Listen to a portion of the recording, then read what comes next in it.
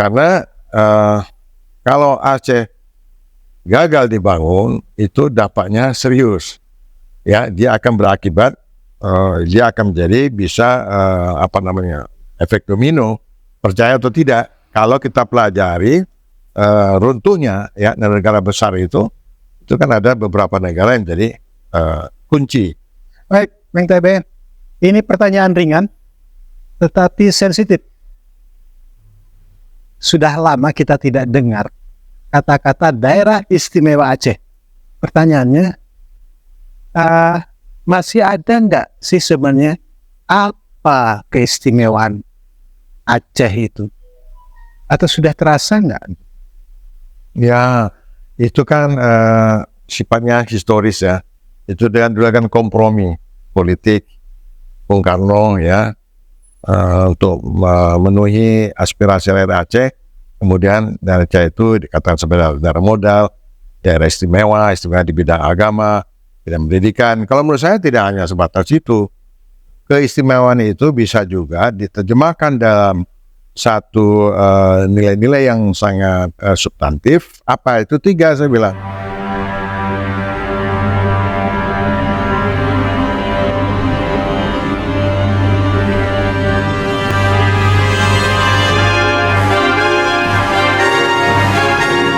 Anda menyaksikan News and Talk visibangsa.com. Didukung oleh RM Kopi Karo, produk kebanggaan Indonesia. Pemirsa, berjumpa lagi dalam Bincang Spesial Jurnal Politik TV. Kali ini kita akan membahas seputar perkembangan Tanah Rencong, Serambi Mekah, yang dulu disebut Daerah Istimewa Aceh. Sejarah mencatat, mulai dari zaman kemerdekaan, Aceh menjadi daerah penyokong. Soekarno menyebutnya ini daerah modal, karena Aceh mendukung. Namun kemudian berbagai konflik terjadi terus, sampai terakhir diakhiri dengan perjanjian Helsinki. Lalu muncul Undang-Undang Nomor 18 Tahun 2001 yang menyebut Daerah Istimewa Aceh sebagai Nanggro Aceh Darussalam. Kembali muncul lagi Undang-Undang Nomor 11 Tahun 2006. Ini berubah lagi, tidak lagi muncul sebutan Daerah Istimewa Aceh. Pertanyaannya, masih adakah istimewanya Aceh? Kita akan coba konfirmasi dengan Prof. TB Masa Jafar, akademisi yang digoyang-goyang oleh banyak tokoh Aceh untuk terjun langsung di pilkada yang akan datang. Langsung kita jumpai sekarang ini pakar ilmu politik kita dari Universitas Nasional, Dr. TB Masa Jafar. Bang TB, Anda mulai rame disebut-sebut sebagai bakal calon gubernur. Benar nggak ini? Akademisi mau terjun langsung ikut kontestasi pilkada? Ini memang banyak yang mendorong ya agar saya mengambil bagian pada pencalonan di bakal calon gubernur. Dan memang kan setelah perdamaian ini kemudian masyarakat atau juga para elit Aceh coba mengevaluasi perkembangan pasca MOU ya. Nah, singkat cerita belum memberikan harapan ya sebagaimana apa yang dicanangkan ya. Nah, artinya masih belum puas apa yang dicapai hari ini. Tapi benar nih, Prof. TB ini mau maju di pilkada ini? Oh benar. Ya, saya bahkan sudah mencalonkan diri di Partai Kebangkitan Bangsa PKB, kemudian P3, lalu partai lokal, ya PAS. Nah ini saya coba untuk bergandengan tangan dengan 3 partai ini. Pak TB, Anda mengkonfirmasi bahwa akan langsung terjun ke gelanggang Kalau begitu kita ingin bertanya bukan sebatas pakar ilmu politik, tapi juga pandangan sebagai seorang bakal calon gubernur. Bang TB, kalau kita melihat rentetan sejarah, komitmen keindonesiaan Aceh itu, bangsa Aceh itu, ini kan luar biasa. Kita ingat, kita punya pesawat pertama itu sumbangan orang-orang Aceh. Komitmen orang Aceh untuk memperkokoh negara kesatuan Republik Indonesia di masa Pak Karno. Walaupun belakangan terjadi berbagai konflik, kan konflik-konflik itu sesungguhnya adalah warga Aceh tidak merasa puas, dan sesungguhnya ini kan soal kesempatan untuk membangun rakyat Aceh, untuk kemakmuran rakyat Aceh. Tapi ternyata kita mendapat catatan tahun 2021 yang lalu, Aceh malah menjadi provinsi termiskin. Komentar Bang TB. Ya, jadi ini satu fakta yang tidak bisa kita pungkiri. Jadi ada semacam paradoks. Daerah kaya akan sumber daya alamnya, tetapi daerah Aceh itu merupakan salah satu daerah termiskin. Menyedihkan ya? Paradoks ya. Nah, kita kembali pada sejarah supaya baik pemerintahan pusat ya maupun masyarakat Aceh sendiri itu bisa mengevaluasi mengapa angka kemiskinan itu begitu tinggi. Kalau kemiskinan itu kan impact-nya aja, tapi akar masalahnya apa? Kalau saya mengatakan dinamika konflik Aceh itu sejak zaman kolonial itu kan sebenarnya ada 3. 1, menyangkut masalah kekuasaan, menyangkut kedaulatan, menyangkut kewenangan dalam bahasa hubungan pusat dan daerah, itu 1. Yang kedua itu menyangkut ekonomi, kemandirian ekonomi, pemerataan ekonomi, ya, keadilan sosial ekonomi, Termasuk penguasaan sumber daya alam. ya pasti. Dan yang ketiga adalah sosio-kultural. Masyarakat yang sangat berkembang pada identitas adat, juga sekaligus identitas religius, keislaman. Jadi ada 3. Ya. Nah, sejak zaman kolonial ini 3 ini kan merupakan satu identitas untuk memberikan respon balik. Jadi kalau 3 ini tidak memberikan ruang atau kekuasaan untuk mengatur 3 ini, itu selalu akan menjadi konflik. Kalau salah dari 3 itu, kalau salah satu terlukai, pasti akan timbul gejolak ya? Iya, kalau ini tidak pas, pasti. Karena begini, makanya pemerintah Jakarta itu dia harus paham betul sejarah ini. Karena Indonesia yang begitu beragam, dengan sejarah yang juga sangat beragam, Indonesia itu tidak mungkin membangun daerah itu dengan kacamata tunggal, ya, atau seragam. Itu tidak mungkin. Ya, bahkan saya katakan kita ini boleh dibilang kita belum berhasil atau gagal di dalam memberikan makna keragaman. Yang ada sekarang ini semua harus sama, ya, tunggal ika. Tapi binikanya, pluralitas keragaman itu kita belum. Anda ingin mengatakan membangun Aceh tidak bisa disamakan dengan provinsi-provinsi lain? Tidak hanya Aceh, juga beberapa daerah lain sesuai dengan karakter, sejarah dan seterusnya. Karena tanpa itu, ya, saya kira sangat berat. Keragaman itu kan mesti dibaca jangan sebagai ancaman. Keragaman itu harus dibaca sebagai kekuatan. Ini yang keliru ya. Nah, memang kalau dulu awal 70-an atau sebelumnya, ya, pandangan modernisasi, modernisme atau pandangan nasionalisme itu kan sangat sempit. Pandangan nasionalisme itu pokoknya nasionalisme itu identik dengan keseragaman yang berbeda harus. Kalau berbeda dengan Jakarta, ya, tidak ada nasionalisme ya? Ya, jadi pertentangan itu dianggap, padahal tadi Anda bagus ya.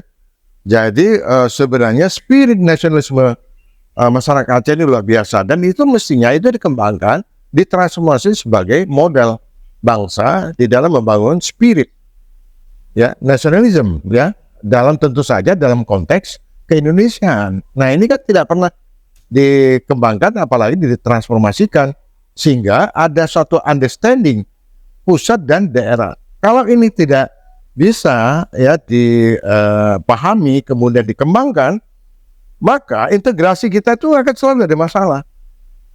Itu.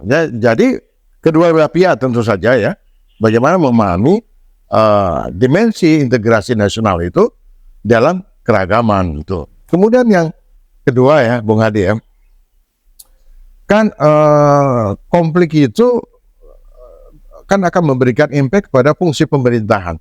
Untuk mencapai kesejahteraan itu tidak mungkin kalau pemerintah atau fungsi-fungsi pemerintah itu tidak berjalan atau tidak optimal. Nah, oleh karenanya bagaimana pemerintah atau kepala daerah atau pemimpin ya, para pemimpin itu melalui fungsi-fungsi pemerintah maupun kekuatan non pemerintah itu bisa secara sinergis itu mendorong perubahan. Nah, itu satu soal. Tadi saya melihat dari pusat, sekarang dari masyarakat Aceh sendiri.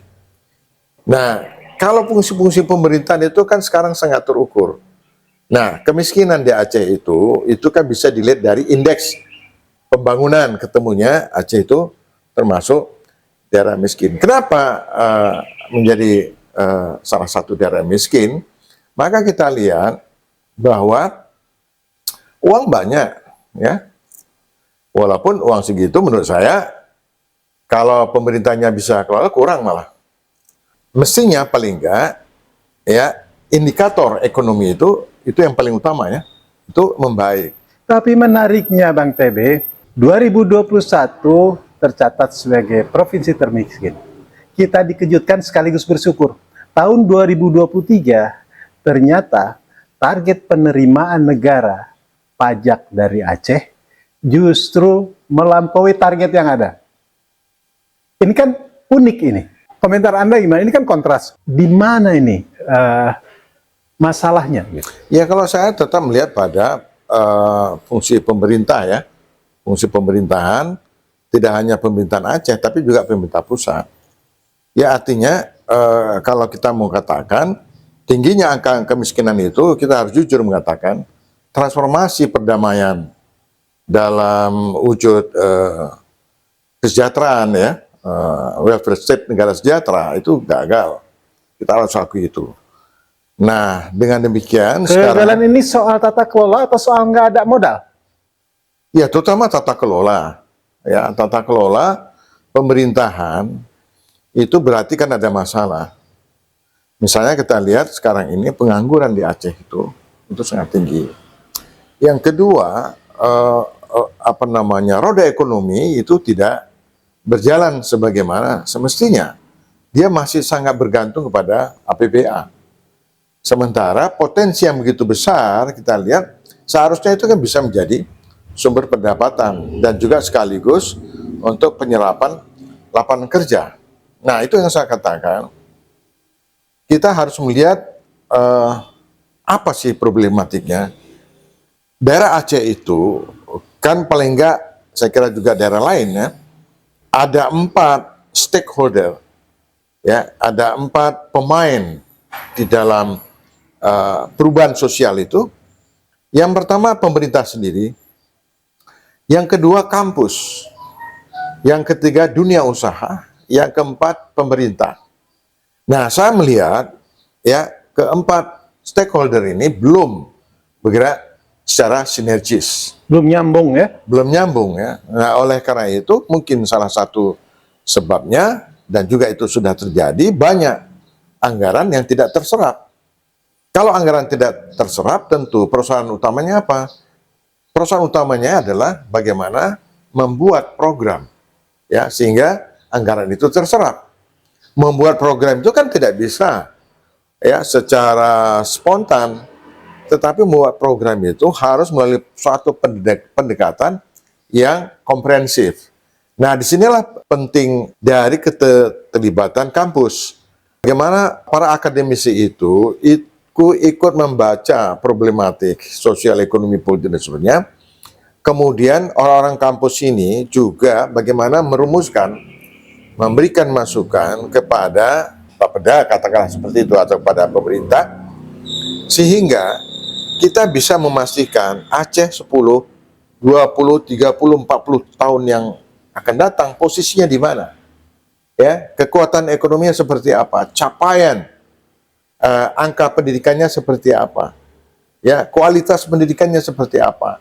Kemudian seberapa besar tumbuhnya sektor-sektor usaha, sektor-sektor ekonomi? Seberapa berkembangnya produk unggulan itu kan mesti ada. Nah, ini sebenarnya bisa disambungkan dengan perguruan tinggi. Karena di sana itu kan banyak para ahli. Ya kalau mereka tidak pernah terlibat di dalam ikut memikirkan, nggak mungkin Pak Adi. Pemerintah itu nggak mungkin. Andai Anda berkesempatan memimpin Aceh ke depan, akankah pikiran untuk melibatkan lebih besar peran perguruan tinggi, peran para akademisi itu untuk bersama-sama membangun itu akan Anda lakukan atau seperti apa? Ya, pasti. Karena di negara maju kita lihat antara perguruan tinggi university dengan swasta, sektor swasta dan pemerintah itu kan semacam tiga segi emas, ya. Riset-riset perusahaan besar kita lihat itu hasil dari pengembangan riset-riset perguruan tinggi. Apalagi sekarang kan pendidikan tinggi itu kan sudah banyak perubahan-perubahan, termasuk juga bagaimana sebuah perguruan tinggi itu memiliki keunggulan. Keunggulan itu tidak hanya pada proses pengajaran, tapi juga pendidikan, tapi juga riset terutama. Nah, dalam bayangan saya, riset unggulan dari perguruan tinggi, di Aceh itu ada paling tidak 4-5 perguruan tinggi yang terkemuka, itu harus tersambungkan dengan problem solver, ya, unggulan ya dari perkembangan ekonomi masyarakat. Ya, sebentar lagi kan ada migas ya. Nah, itu kan juga harus dipikirkan ya, bagaimana memotret potensi, kemudian masalah yang harus dipecahkan, itu tidak bisa hanya 2 hari, nggak bisa. Ini harus melalui satu riset yang serius, sehingga kita bisa baca, ya, kita bisa menetapkan roadmap-nya, ya, bagaimana dalam jangka waktu tertentu kita bisa mencapai ya perubahan-perubahan yang kita inginkan gitu. Tanpa itu nggak bisa. Termasuk bagaimana kita mengetahui berapa angka lulusan perguruan tinggi, berapa yang terserap, atau sebenarnya skill apa sih yang dibutuhkan, sehingga kemudian perguruan tinggi yang ada itu tidak lagi melulu memproduksi calon-calon penganggur, secara penganggur. Saya melihat itu belum terkoneksi antara perguruan tinggi dengan masalah dan potensi ya, potensi dan masalah yang berkembang di masyarakat gitu. Kalau tanpa itu saya kira agak susah ya, karena akselerasi itu harus betul-betul dipotret dengan baik ya, kemudian dirumuskan, lalu dibuat satu kebijakan, kemudian strategi pencapaiannya seperti apa dalam waktu relatif singkat. Nah, itu tidak mudah. Karena sekarang ini kita lihat ya hampir kalau kita tanya sama masyarakat itu kan selalu pesimis, skeptis ya, seperti tidak ada harapan ya. Ya tidak salah, karena apa? Karena memang kalau kita lihat, kita evaluasi, nah itulah problem. Nah ini kita lihat ini hilirnya kan, tapi muaranya kan banyak sekali. Ada soal penggunaan anggaran, ada persoalan distribusi anggaran, ada persoalan sumber daya manusia, Ada soal program tadi ya. ada soal program, ada soal kinerja ya pemerintahan, dari pemerintahan provinsi sampai ke bawah, sampai di Aceh itu kan ada struktur Sampai mukim, sampai gampung. mungkin sampai gampung ya. Kita nggak lihat apakah itu sudah berfungsi ya sebagaimana yang diatur dalam Undang-Undang Pemerintah Aceh itu. Selama fungsi pemerintahan itu tidak bisa dijalankan dengan baik, atau kalau sekarang kan istilahnya good governance, good corporate governance, ya, saya kira agak susah. Ya, apalagi sekarang masalahnya terlalu banyak ya. Nah, jadi kalau pemerintahnya tidak cakap, fungsi pemerintahnya lambat, kapasitas atau SDM para pemerintahan Kalau tidak mumpuni agak susah. Nah, kemudian yang lain apa, Bung Hadi ya? Swasta, ya, ini kan juga tidak berkembang sebagaimana sesuai dengan potensi yang ada. Nah, saya mendengar bahwa pengusaha itu masih bergantung pada proyek plat merah. Tapi aneh juga, di situ juga kita mendengar keluhan banyak pungli, banyak pungutan, banyak pemalakan. Artinya iklim usaha di Aceh itu kurang mendukung. Nah, ini kan juga salah satu persoalan. Kalau swasta itu tidak bergerak atau pemerintah tidak mampu memberikan dukungan, memberikan stimulan, memberikan insentif, maka swasta juga akan bergerak lamban ya. Apa yang menjadi prioritas kira-kira ke depan ini? Nah, kalau saya ya tetap pertama adalah peningkatan SDM itu mutlak. Nah, kembali lagi peningkatan SDM ini harus dihitung betul. Disitulah peran perguruan tinggi tadi. Disitulah perguruan tinggi. Ya, oke, kita perlu meningkatkan SDM. SDM baik ya apa namanya yang sifatnya umum, SDM ke bawah ya maupun pada level perguruan tinggi.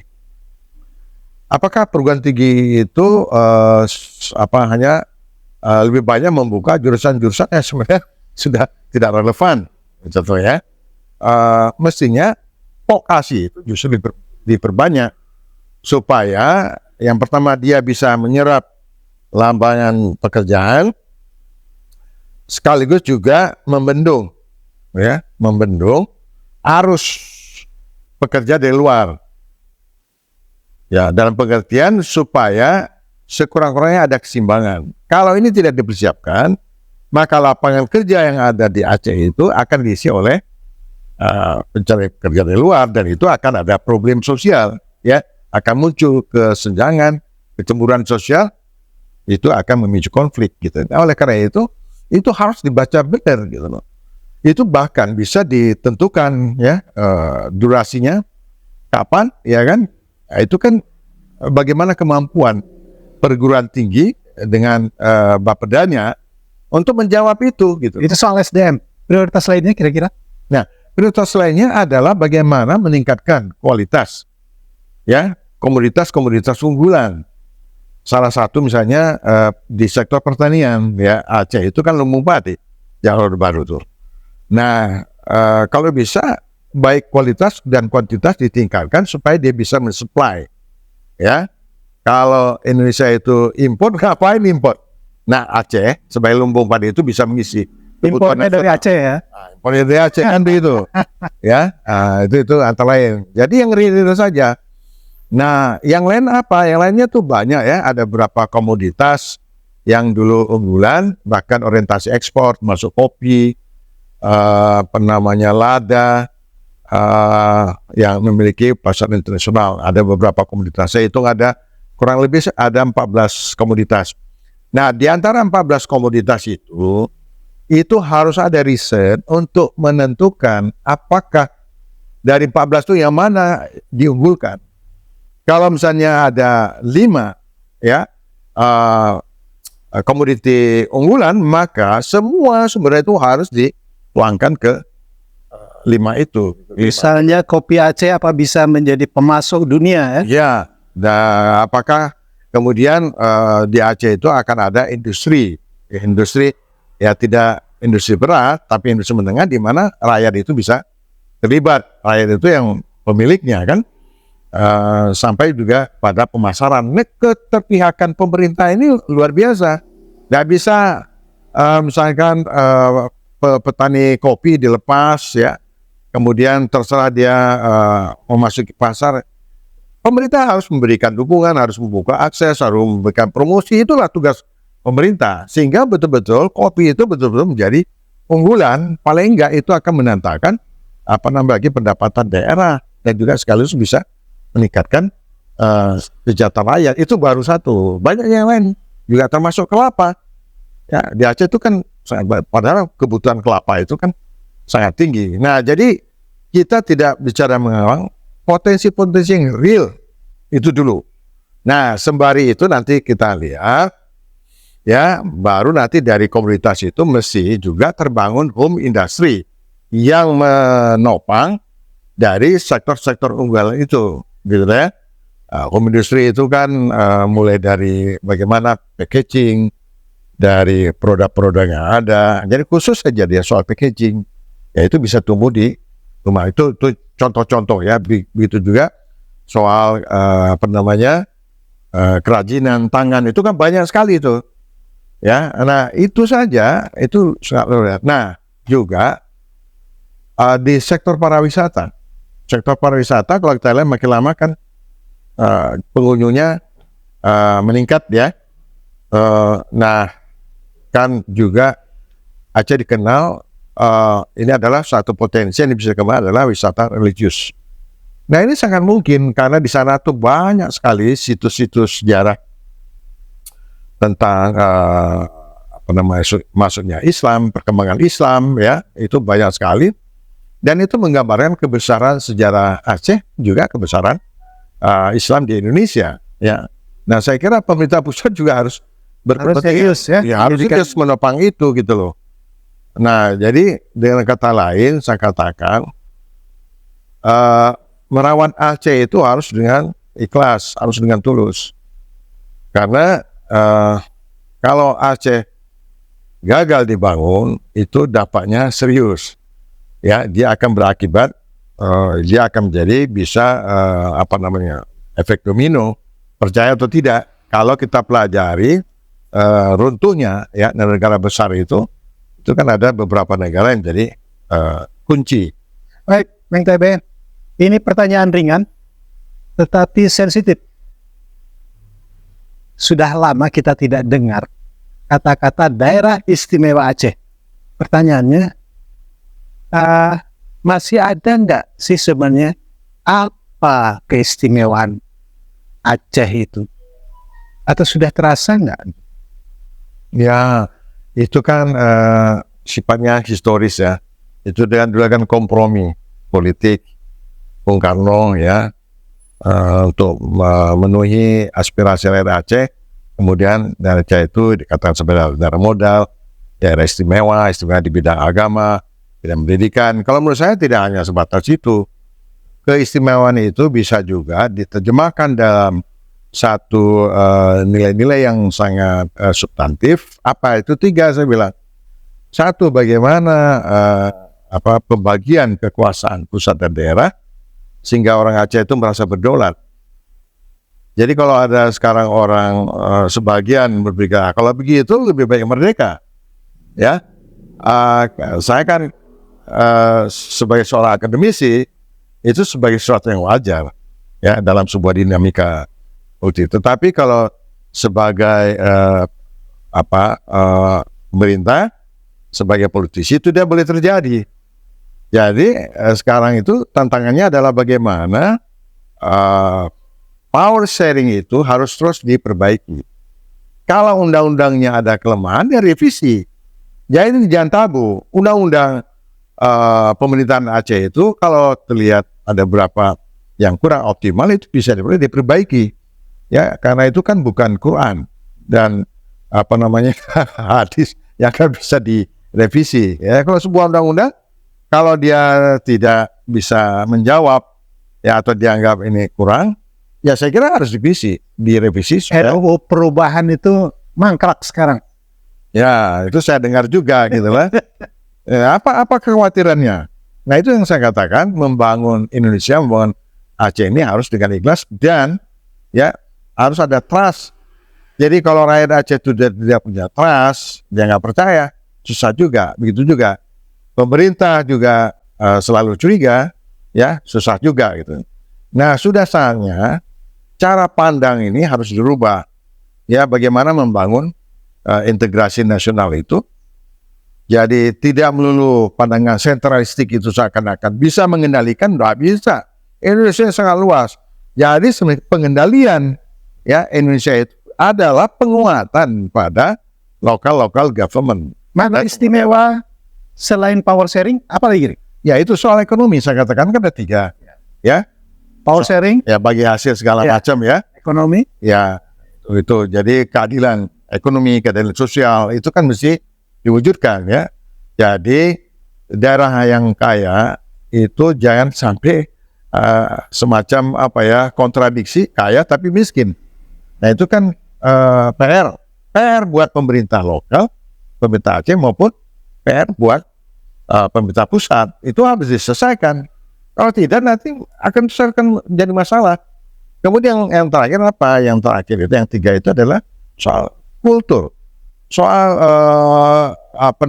bagaimana orang-orang Aceh itu bisa nyaman menjalankan syariatnya, ya, kemudian dengan kebudayaannya yang sangat kaya juga ya.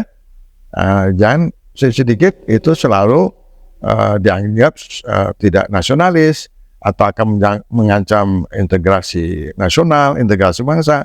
Saya kira udah nggak pada tempatnya lagi gitu loh. Jadi harus pandang secara konstruktif, secara positif. Kalau itu kuat, kalau kulturalnya kuat, berarti nilai-nilai nasionalisme itu juga akan kuat sebagai modal bangsa untuk merawat integrasi nasional ini. Jadi tiga, Bung Hadi, ini mau balik-balik, ya inilah karakter daerah Aceh ya. Kita lihat ini tidak pernah berhenti. Apakah dulu waktu zaman kolonial munculnya DITI juga tiga hal ini, munculnya undang-undang PA tiga hal ini juga. Itu hasil riset saya lah ya. Orang boleh setuju boleh tidak, tapi saya menyimpulkan tiga ini. Kalau tiga ini bisa diselesaikan, bisa dibangun, maka kita tidak perlu khawatir Aceh itu akan menjadi ancaman ya. Karena memang dalam situasi geopolitik 20-40 tahun ke depan itu tetap menjadi ancaman. Indonesia yang begitu luas itu dia tetap akan menjadi ancaman dan sangat rentan. Oleh karena itu jangan main-main gitu. Nah, jadi cepat baik pemerintah pusat maupun pemerintah daerah bagaimana menyelesaikan problem-problem rakyat. Ini saya terakhir juga saya dengar soal listrik lagi kan, hal-hal yang sangat basic. Tidak hanya listrik Pak Adi, soal air bersih, banyak sekali soal pelayanan umum, banyak sekali yang masih jauh dari IPBS. Ini yang terakhir ini. Setelah hampir 20 tahun kita dan publik Indonesia itu merasa sudah mulai nyaman, tidak ada lagi gejolak-gejolak, tidak terdengar lagi ada gerakan Aceh Merdeka. Ini kan subur. Terakhir suara-suara menyerempet-nyerempet soal Aceh Merdeka itu muncul lagi pasca Pilpres. Menurut Anda ini sekedar efek emosi masyarakat atau seperti apa? Ya, kalau saya melihat ini kan satu dialektika ya, dan jangan pernah menganggap itu hal sepele. Jadi ketika hasil perdamaian itu belum maksimal atau masih jauh apa yang diharapkan, pasti akan muncul. Ya, akan muncul antitesis yang sama. Mereka tidak percaya bahwa perdamaian itu akan menyelesaikan masalah.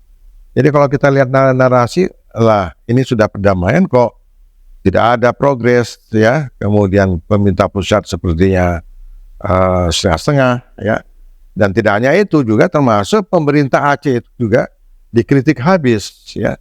Jadi kalau menurut saya ini suatu dialektika dan itu sesuatu yang lazim terjadi ya di dunia manapun. Nah, jadi itu sebagai tantangan. Jadi kalau kita tidak berhasil ya membangun pasca perdamaian itu ya dengan akselerasi pembangunan yang lebih cepat, maka anasir-anasir itu pasti selalu ada ya. Nah, sekarang kan banyak persepsi bahwa selama Aceh di bawah Indonesia itu Aceh tidak akan pernah sejahtera, karena dalam pandangan mereka itu hegemoni itu agak susah untuk membuat rakyat Aceh bisa sejahtera ya, bisa sesuai dengan kekayaan yang dimiliki. Ini yang jadi PR. Nah itu kan ada di kepala orang-orang yang tidak puas ya. Nah, jadi kita nggak perlu juga bereaksi menyalahkan, tapi yang lebih penting adalah bagaimana usaha baik pemerintah pusat maupun pemerintah daerah menjawab ya antitesis itu gitu loh. Dan menurut saya itu potensial. Ya, saya kalau dari segi secara akademik ya, suatu saat dia bisa membesar. Apalagi kalau pemerintah nasional kemampuan ya itu juga menurun. Kapasitas pemerintah nasional, entah kebijakan-kebijakan pemerintah pusat juga tidak tidak responsif atau gagal di dalam membenahi ini. Tidak hanya Aceh, juga di negara lain ya. Jadi apa yang dimakan dengan negara gagal itu sesuatu yang sangat mungkin. Nah, oleh karena itu ini kan sesaat pemilu ya. Tentu ada pemerintah dengan kabinet baru. Apakah pemerintah yang akan datang itu cukup kredibel nggak? Mempunyai kapasiti yang bagus nggak? Ya. Terus yang lebih penting adalah apakah berubah nggak cara pandangnya ya dalam meletakkan pusat dan daerah. Yang lebih penting lagi adalah apakah pemerintah itu mampu nggak mendistribusikan nilai-nilai keadilan. Itu kuncinya. Baik BTB, ke depan tahun 2025 ini akan ada 2 pemerintahan baru. Pemerintah pusat yang sudah jelas ini Pak Prabowo akan memimpin, lalu pemerintah Aceh yang sebentar lagi juga akan melakukan pilkada, akan melakukan pemilihan.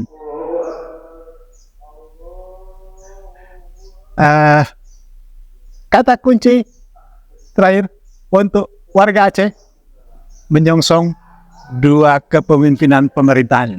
Ya, yang pertama ya, biarkan proses demokrasi itu berjalan ya seperti apa adanya, sebagaimana yang sudah diatur dalam konstitusi dan perundang-undangan, dan jangan ada lagi rekayasa atau politik cawi-cawi, karena itu akan mendistorsikan aspirasi dan harapan perubahan dari masyarakat gitu. Kalau masih politik cawi penuh rekayasa, tetap saja itu akan menjadi kendala atau legitimasi yang dimiliki oleh pemerintah itu tetap dia tidak kuat ya. Nah, kemudian yang ketiga tentu saja kembali lagi apakah pemerintah hasil dari pemilu nasional maupun hasil pilkada nanti mampu nggak menyelesaikan sejumlah masalah yang sangat pelik itu. Saya kira 3 hal itu. Baik, terima kasih Bang TB. Pemirsa, kita nantikan apakah pemerintah hasil pemilu nasional dan pemerintah Aceh hasil pilkada yang akan datang mampu memberikan solusi-solusi yang terbaik, mampu membangun kemakmuran di daerah istimewa Aceh. Saya tetap menyebutnya daerah istimewa Aceh. Sampai berjumpa dalam telah menariknya seputar perkembangan politik di tanah air hanya di Jurnal Politik TV. Billahi taufiq wal hidayah. Wassalamualaikum warahmatullahi wabarakatuh.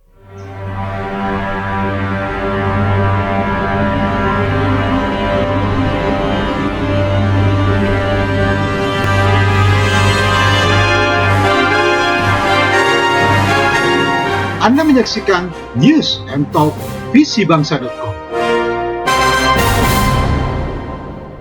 Didukung oleh RM Kopi Karo, produk kebanggaan Indonesia.